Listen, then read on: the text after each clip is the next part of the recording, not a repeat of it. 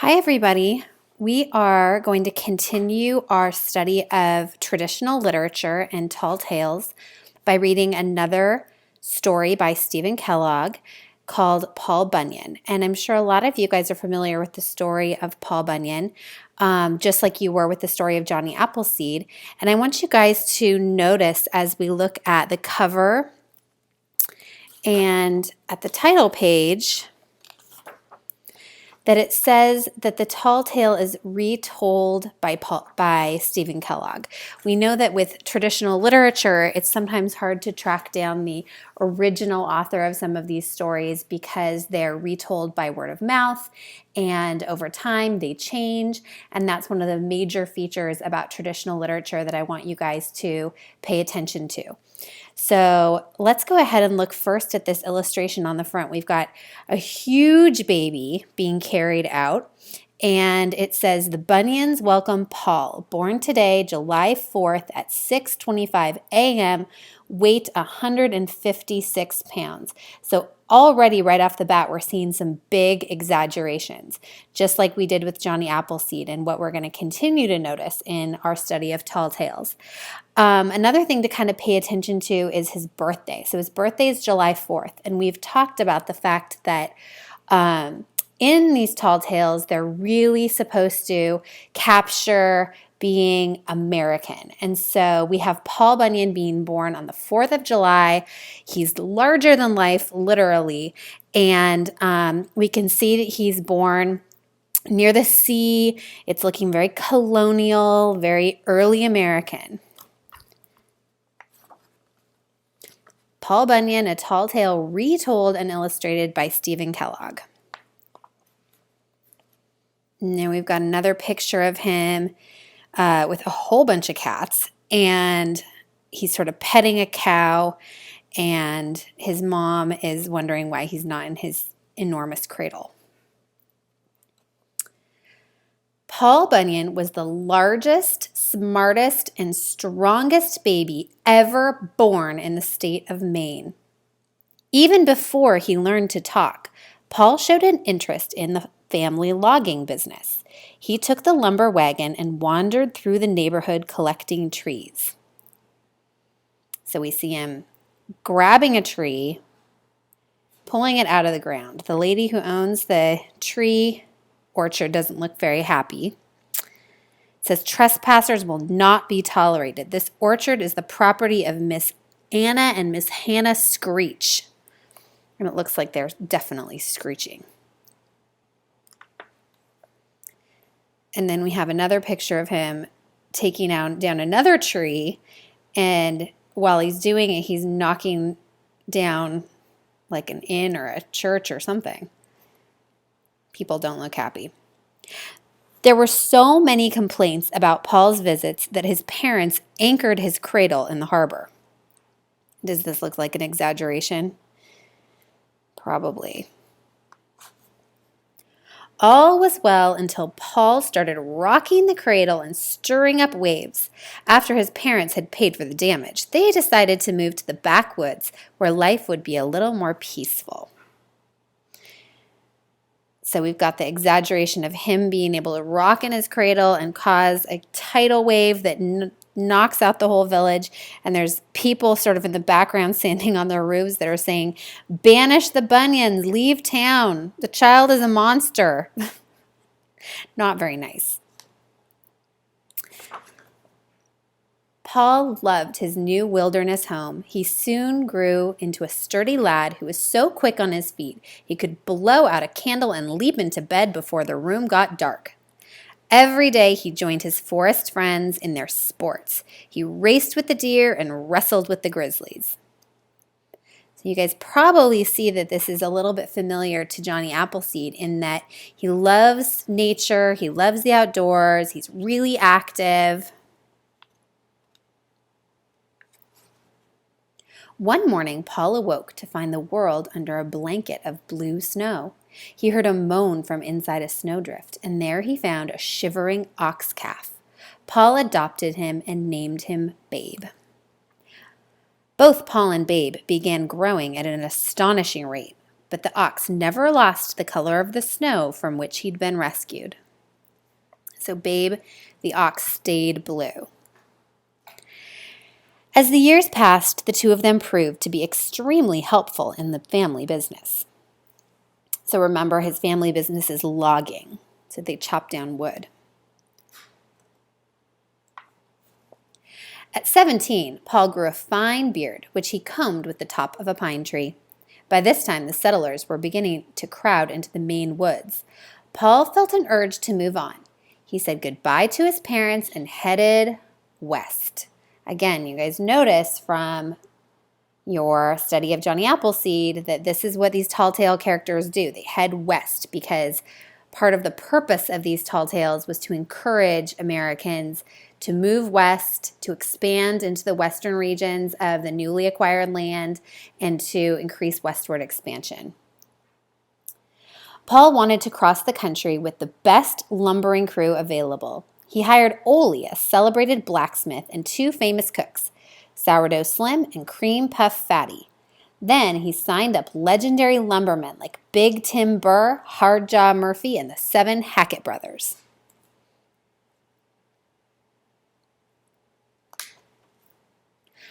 Paul put the camp building on wheels so Babe could haul them from one forest to another.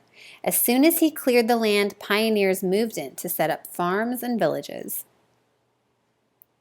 On the far slopes of the Appalachian Mountains, several of Paul's men were ambushed by a gang of underground ogres called gumbaroos. You guys are going to see a lot of ogres in these stories. I don't know if it's Stephen Kellogg or the stories of the time, but the ogres seem to be a big problem for our tall tale characters. Paul grabbed the camp dinner horn and blew a thunderous note into the gumbaroos' cave, determined to blast the meanness right out of them. To Paul's dismay, the gumbaroos responded by snatching the entire crew. A wild, rough-and-tumble rumpus began inside the den.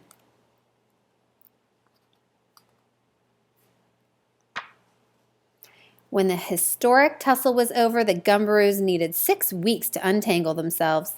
They disappeared into the depths of the earth, and they've never been heard from since. Paul's next job was to clear the heavily forested Midwest. He hired armies of extra woodsmen to build enormous new bunkhouses. The men sailed up to bed in the balloons and parachuted down to breakfast in the morning. Unfortunately, the cooks couldn't flip flapjacks fast enough to satisfy all the newcomers.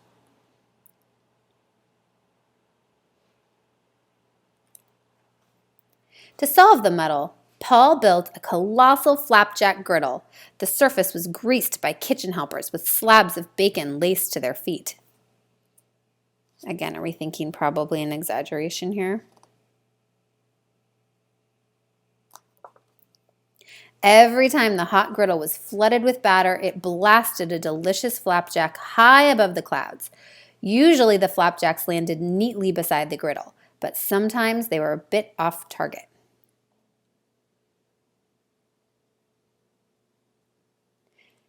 Paul took a few days off to dig the St. Lawrence River and the Great Lakes so that barges of Vermont maple syrup could be brought to camp.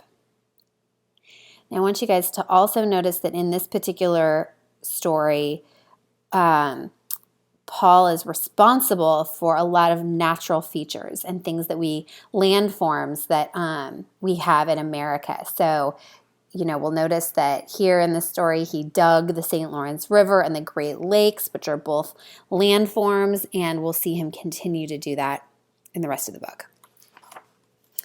Fueled by the powerful mixture of flapjacks and syrup, the men leveled the Great Plains and shaved the slopes of the Rocky Mountains. They probably would have sawed the peaks themselves into logs if a blizzard hadn't suddenly buried the entire mountain range.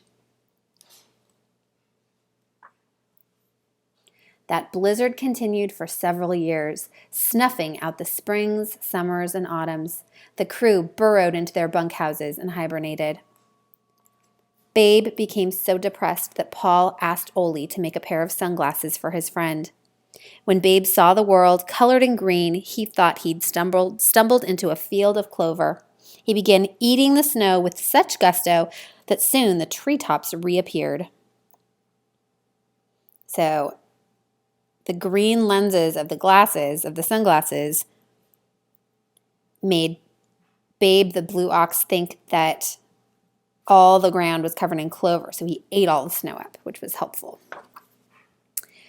At that point, all those pent-up springtime simply exploded, dissolving the storm clouds and remaining snow. Paul and his friends invited some newly arrived settlers to join them in a celebration of all the holidays that they had missed.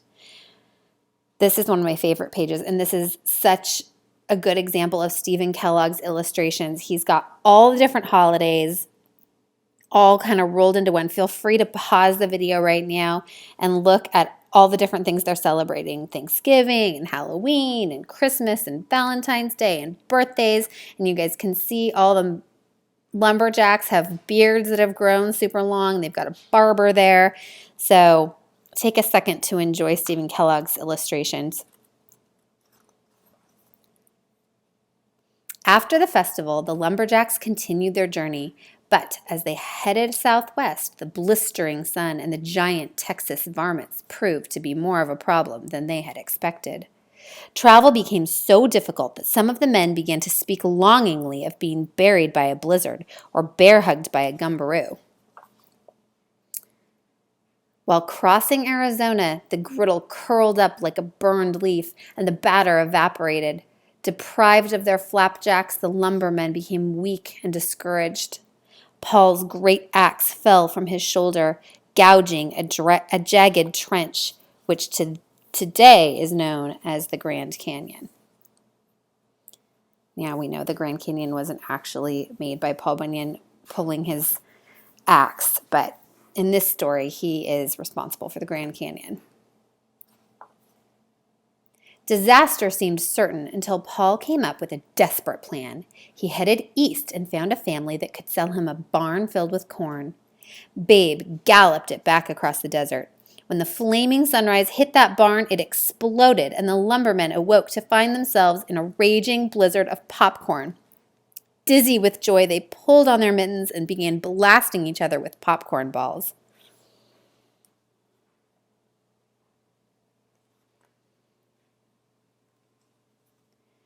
A westerly wind kept the cooling clouds of popcorn swirling around Paul and his crew until they crossed California and reached the Pacific Ocean.